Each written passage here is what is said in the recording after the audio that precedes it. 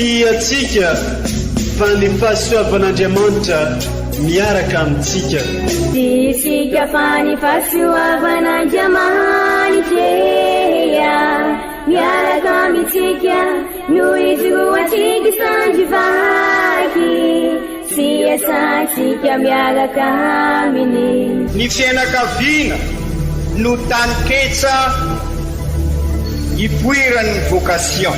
Déploie ton cœur et viens nous sauver. Délivre-nous de tout. Fa sisika tokoa fa ny fahasoavan'Andriamanitra miaraka amintsika. Sisika fa ny fahasoavan'Andriamanitra miaraka amintsika noho izy roatsika sandrivaky sy asantsika miaraka aminy.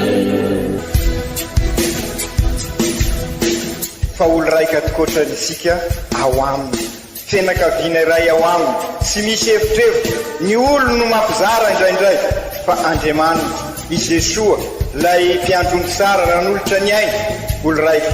Ary ao amin'ny fiangonana, ao amin'ny eglizy dia sambatra antsika mahasapa an'izay.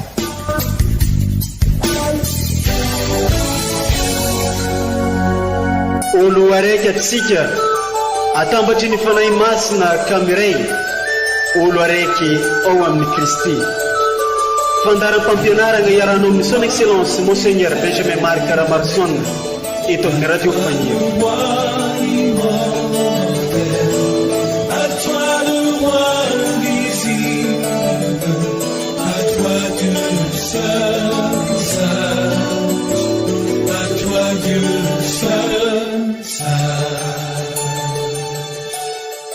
Iventesira avao ny tompo, irao ny tompo ritany tontolo. Fiandrianana sy fahamendrenana no mialo azy, ery sy arevaka no amitoerany masina. Faly manolotro fiarabagna ho antsika jiaby mpankafisy mpanaraka ity onjam-peo mamitsika ity amin'izao fotoana izao ty. Arabaigna atsika kristianiny jiaby, atsika jiaby naiza ny toerana misy atsika zay maharegny ity onjam-peony radio Fagniry ity. Arabaigna karazany koa atsika nahatratra alahady fahatelo mandavantaogno entigny andalignam-pinoagna.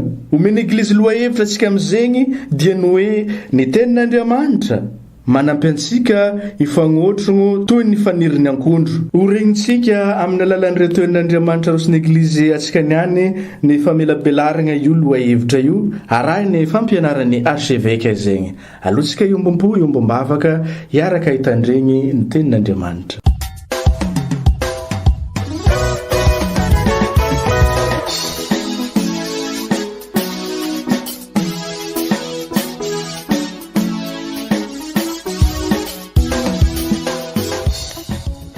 Boky Nehemia. Tamin'izany andro zany no nitonga ny volana fahafito ka efa tafapetraka amin'ny tanànany avy ny zanak'Israely, dia nivory toy ny olona iray ihany ny vahoaka rehetra teo amin'ny kianja anoloan'ny vavahadin'ny rano. Ary efa nilaza izy ireo Esdrasa mpanoradalàna mba hitondra ny boky ny lalàn'i Moizy izay nandidian'ny tompo an'Israely. Ka nentin'i Esdrasa ampisorona ny lalàna ho eo anatrehany fiangonana, dia ny lehilahy sy ny vehivavy mba amizay rehetra efa manan-tsaina ahafantatra azy andro voalohan'ny volana fahafito tamin'izay. Novakiny teo anatrehany lehilahy sy vehivavy mba amin'izay efa manan-tsaina ahafantatra azy ny boky teo amin'ny kianja anoloan'ny vavahadin'ny rano hatramin'ny maraina ka mandrapisasaka ny andro, ary nampandrosofina ny heno ny boky ny lalàna avokoa ny vahoaka. Teo ambony lampy azo vao narafitry anaovana izany no nitranginy Esdrasa mpanoradalàna ka nisokafany teo imason'ny vahoaka rehetra ny boky, fa tafasonitra ambonin'ny vahoaka rehetra izy. Ary rehefa nisokafany dia nitrangana ny vahoaka rehetra. Nisaotra ny tompo Andriamanitra lehibe Esdrasa dia nanandra-tanana ny vahoaka rehetra namaly hoe amen, amen. Sady niondrika sy niankoka tamin'ny tany teo anatrehan'ny tompo izy ireo. Novakiny mazava ny boky dia ny lalàn'Andriamanitra. Novoasany koa ny heviny ka azo tsara ny teny novakiny. Ary i Nehemia gouvernoura, i Esdrasa mpisorona sy mpanorandalàna mba amin'ny Levita nampianatra ny vahoaka. Ny teny tamin'ny vahoaka rehetra nanao hoe andro masina ho an'ny tompo Andriamanitsareo ity ka azasiana fisaonana na ranomaso. Fa nitomana avokoa ny vahoaka noho nandre ny tenin'ny lalàna. Dia ho koa i Nehemia tamin'ireo mandehana mihinana hena matavy sy misotro zava-pisotro mamy, ary anatero anjara izay tsy nahavokatra, fa masina ity andro ho an'ny tompontsika, ka aza malahelo fa ny fifaliana amin'ny tompo no herinareo. Izany ary ny tenin'ny tompo. Isaorana ny Andriamanitra.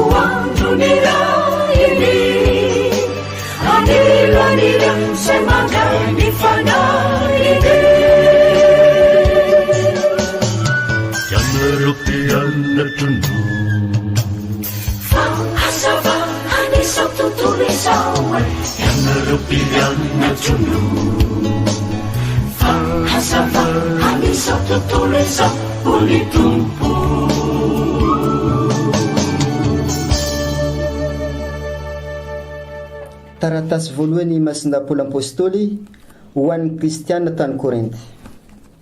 Ry kristiana havana, toy ny mahiray ny vatana na dia maharantsana aza, toy ny mahavatana iray ny rantsambatana na dia maro aza izy, dia toy izany koa i Kristy. Fa fanahy iray ihany no nanaovana batemantsika rehetra, mba ho vatana iray ihany isika na jody na jentily na mpanompo na tsy mpanompo, ary fanahy iray ihany no nampisotroanantsika rehetra. Koa ny vatana dia tsy rantsambatina iray ihany fa maro. Raha ny tongotra anao hoe tsy isan'ny vatana aho satria tsy tanana, dia izany ve no tsy ahisan'ny vatana azy? Ary ny sofina anao hoe tsy isan'ny vatana aho satria tsy maso, dia izany ve no tsy ahisan'ny vatana azy? Raha maso avokoa ny vatana, inona indray no fandrenesana?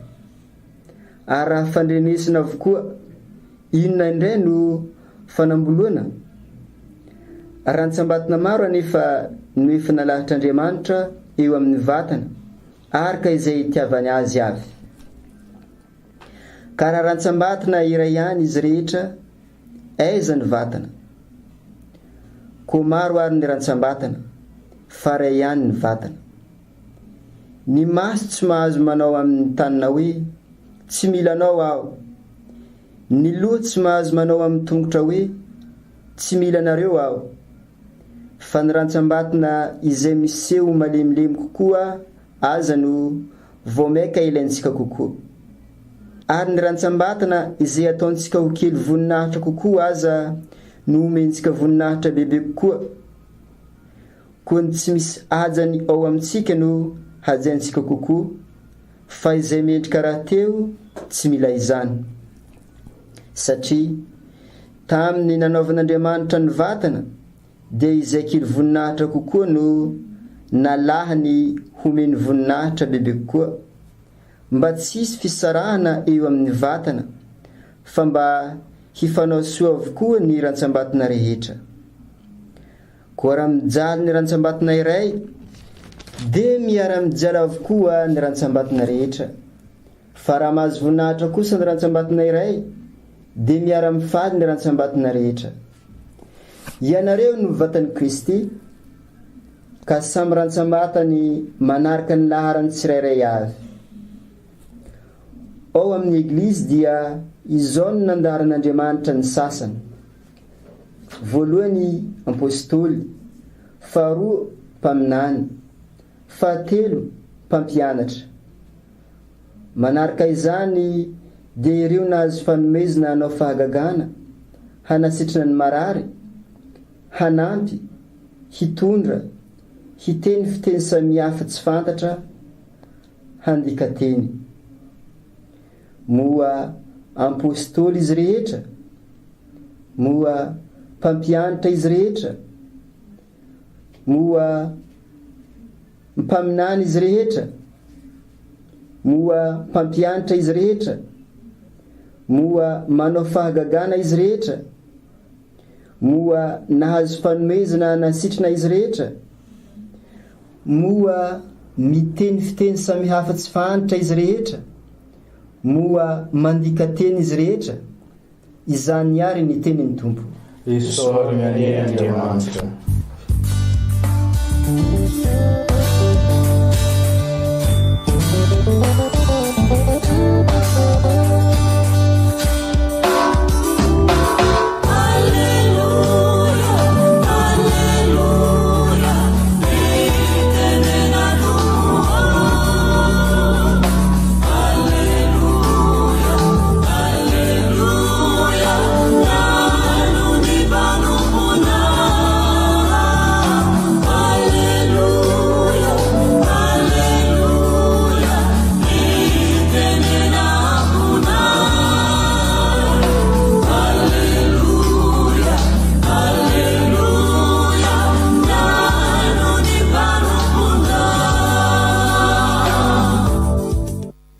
Sokafy ny fonary Tompoandriamanitra, mba hitandremanay ny tenin'ny zanakao.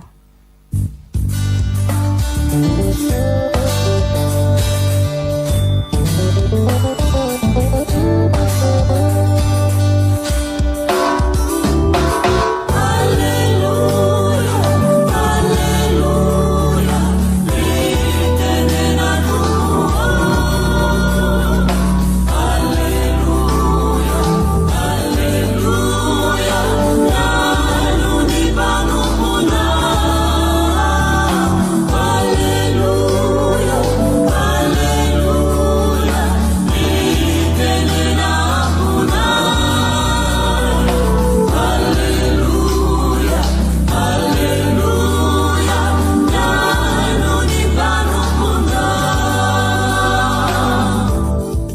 Evanjely masina soratan'ny Masindahlioka ao amin'ny toko voalohany. Noho ny maro efa nanolotra ny tantaran'ny zavatra noana tokoa amintsika sy noresintsika tamin'ny vavolombelona sady nahita maso no mpitory-teny hatramin'ny voalohany dia nataoko fa mety koa rehefa nialanegniny aho ahalala tsara ny zavatra rehetra hatramin'ny andohany ny anoratra azy milamigny tsara ho anao ry Théophile Manankatsa mba ho fantatrao fa marigny tokoa zay nampianarigny anao. Indray andro Jesoa dia nentiny herin'ny fagnahy niverigny tany Galilea indray ary niely tamin'ny magnodidiny rehetra ny lazany.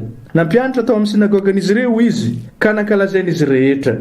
No nitonga tany Nazareta tanàgnana be azy izy dia niditra tao amin'ny sinagoga araka ny fanaony tamin'ny andro sabata ary nitsangana anao ny famakian-teny. Natolotra azy ny bokin'izay mpaminagny ka noho ny velariny dia hita ny teny voasoratra hoe atao amiko ny fagnahin'ny tompo fa nagnosotro ahy hitory-teny soa mahafaly amin'ny malahelo izy sy nagniraka ahy ankahery ny torotoro fo ilaza fahafahagna amin'ny mpifatotra sy fahiratagna amin'ny jamba agnafaka izay nampahoriagna ary tory ny taom-pahasoavan'ny tompo sy ny andro famaliagna. Noho ny naoriny ny boky dia naveriny tamin'ny mpitandrigny ka nipetraka izy ary nifantoko taminy avokoa ny mason'izy rehetra tao amin'ny sinagoga. Dia rafitry ny teny taminy indray Jesoa nanao hoe androany no efa tanteraka eo amin'ny sofinareo izany soratra izany. Izany ary ny tenin'ny tompo derany eo anao ry Kristy.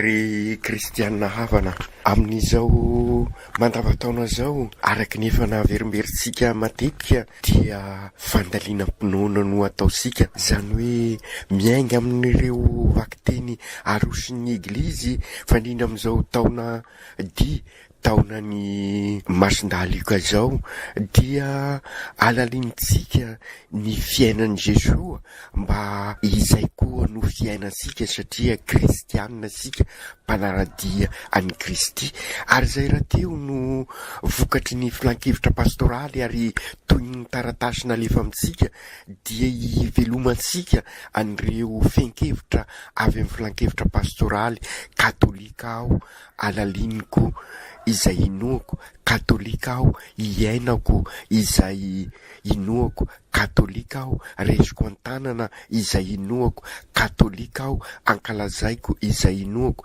katolika aho zaraiko izay inoako, katolika EEV eglizy olona velona tokoa aho.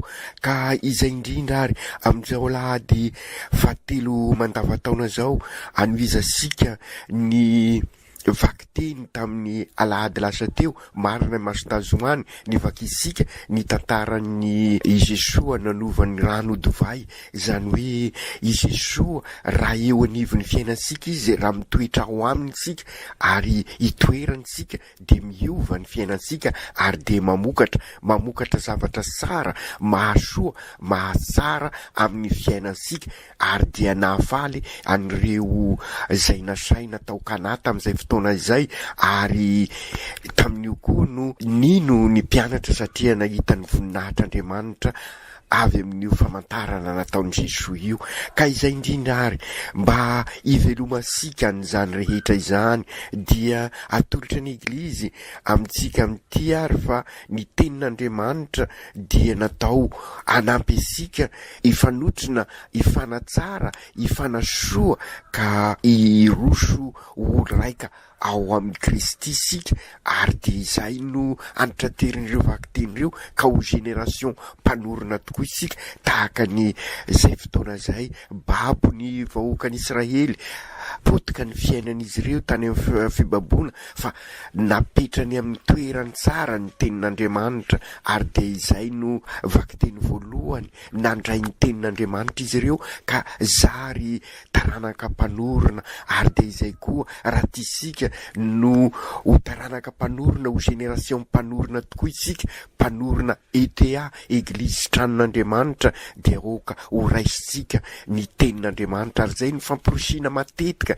nataosika oka ny fianakaviana eglizy kely samy anana ny baiboly sy atao haingotrano isika fa araky nio afatry ny boky Nehemia io tamin'ny taranak'Israely dia aoka hoentsika hiderana sy ianarasika tokoa ny tenin'Andriamanitra anoro lalana sika tahaka ny tamin'ny andro Nehemia ka araky ny enisika teo amin'ny vakiteny voalohany dia mba ahay andray ny tenin'Andriamanitra tokoa isika andro masina ho an'ny tompo Andriamanitra reo ty ka aza sina fisaonana isony hoy Esdrasy tamin'izay fotoana izay tanteraka androany izany hoy Jesoa ao amin'ny evanjely ato amiko ny fanahin'ny tompo ny raina itoro vaovao mahafaly aho dia izay tokoa raha entan'ny fanahin'Andriamanitra isika dia ilay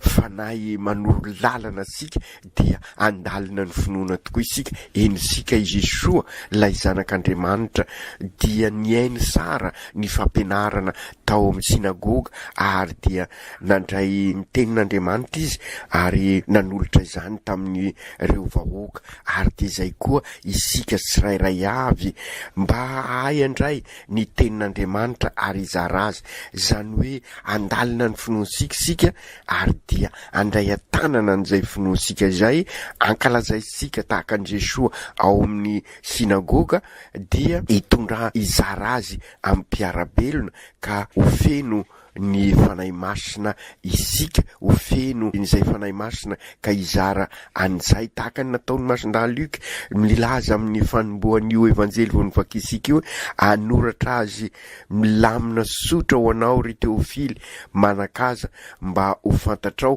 fa marina tokoa izay nampianarina anao dia izay tokoa aoka isika andray ny tenin'Andriamanitra ny Teofila ilay zanak'Andriamanitra ny tiany idikan'izay isika rehetrarehetra zany mba andray ampanajana ny tenin'Andriamanitra ary ivelona azy eo amin'ny fiainansika isan'andro ary dia ho tahaka ny Nehemia ho vakiteny voalohany koa isika ary dia ho tanteraka io voalazany ny evanjely io ary i Jesoa nilazan'izay hoe aoka androany no efa tanteraka izany soratra izany tanteraka tokoa ary io raha mandray an' Jesoa eo amin'ny fiainansika ary dia taitra reo nieno an' Jesoa tamin'izay ka nifantoka teny aminy hoy ny evanjely ny mason'ny olona rehetra tao amin'ny sinagoga to manambara izany fa ny fiainansika olombelona arakaraky ny ametrahasika ny anjara toeran'izay tenin'Andriamanitra izay no ampisidikany ny fiainansika manontolo ary izay indrindra no antitra teriny i Masindahy Paoly raha eo anivosika tokoa ny tenin'Andriamanitra manilo asika izay tenin'Andriamanitra izay dia vatana iray tokoa isika afaka ifampizara ny manta sy ny masaka ireo talentasika rehetrarehetra toentsika anasoavana ny hafa ka na dia misy aza ny mpanenjika dia aoka tahaka ny Jesoa isika ny zoro na makivaky izy na dia misy aza reo tezitra taminy na dia misy aza ny tady anenjika aminy ny zoro ho vavolombelona izy ary dia aoka ny fizorosika ho vavolombelona sy hoe hoentina anaovana etraketraka sanatria na hoentina anerena ny hafa fa kosa anehoana ny fitiavana anehoana ny asa fanasoavana araky ny voalaza ny Masindahy Paoly ao amin'ny vakiteny faharoa ka nampianariny fa ny olona miombona amin' Jesoa ny olona manasoa ny olona tena tia dia mahari-po asehony Masindahy Paoly eo ny toetra ny tena fitiavana fa sy resaka sentosento fotsiny izay fitiavana izay fa entina eo amin'ny fiainana ary dia izay ny fampianarana fototra oka hoentsika amin'izao herinandro vaovao zao herinandro izay ivelomansika an'izay tenin'Andriamanitra izay amin'izao alahady 7 mandavataona izao ka ho fiainana miombo mitombina amin'ny Jesoa tokoa ary ny fiainansika, ka na inona ataosika dia ao anatin'izay fifankatiavana zay ary apetraka atsika sara amin'ny toerany tenin'Andriamanitra anilo ny ataosika rehetrarehetra, ary ny tenin'Andriamanitra lasa fiainana ho asika, ny tenin'Andriamanitra zary fitiavana ka zaraisika amin'ireo mpiarabelona amintsika, ka ho taranaka mpanorona tokoa isika satria ola raika amin'Andriamanitra. Araky ny afatry Masindahapoly amin'ny vakiteny 2, vatan'ny Kristy ianareo izy ka samy rasambatany manaraka ny laharany tsirairay avy, ka ny talenta omen'Andriamanitra sika ary dia hoentisika anasoavana ny hafa, fanompoana ny vokatry ny fandresasika ny tenin'Andriamanitra di Jesoa eo amintsika, fa sy hoe hoentina araky ny lazaisika teo hoentina irerehavana ny maha-katolika maha-kristianina sika, fa hoentina anompoana ny hafa. Ry Jesoa Tompo, tantarain'ny Masindaliko ary ny fanomboanao ny fitoriana ny vaovao mafaly 2 taona lasa izay, ka marobe nefa ny olona mbola sy malalanao, ka ampio ary zahay irao ny fanainao masinao aminay, ka tonga anay ho itory ny vaovao mafaly eo amin'ny mpiarabelona aminay, ary amin'ny alalan'ny fiainanay no itorinay an'izay eo amin'ny mpiarabelona aminay, tahaka ny nataonao iray tanàna aminao no voalohan'ny torinao teny, ka omeo hery ary zahay izoro vavolombelonao tokoa manambaranao, ka ingan'ny teninao hoentinay hanavao ny fiainanay, ingany ny teninao ahatonga anay ho tena mpanorona tokoa tahaka anao, zay fantatray fa nanaitra ny olona ny fitorianao, ka ingany izahay koa amin'ny ataonay rehetra atarika ny olona ahasapa fa ao aminao ny tena fiainana, ary dia ho eglizy olona velona tokoa izahay amin'izany, ary dia ho taranaka mpanorona tokoa, ho tena EEV tokoa izahay amin'ny ataonay rehetra. Aoka tanteraka zany amin'ny anaran'ny Ray sy ny Zanaka sy ny Fanahy Masina. Amen.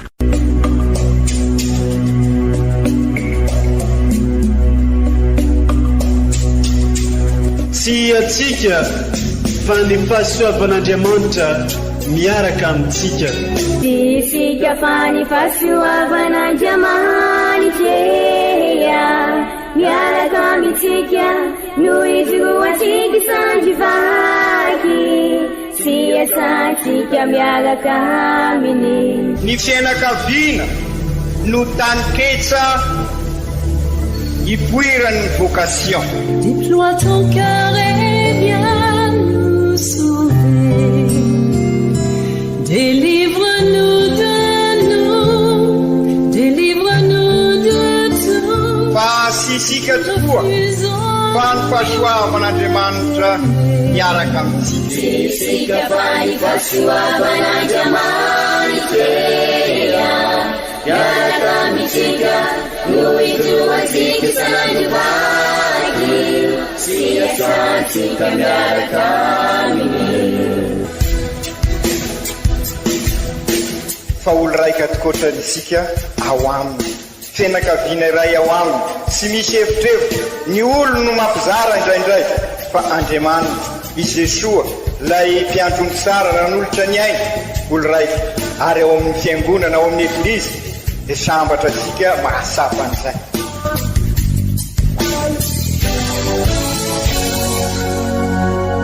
Olo araiky atsika atambatry ny fanahy masina kamiray, olo araiky ao amin'ny Kristy.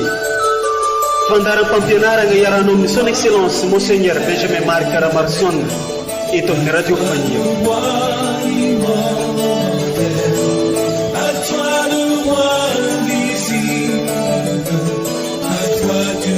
Sun.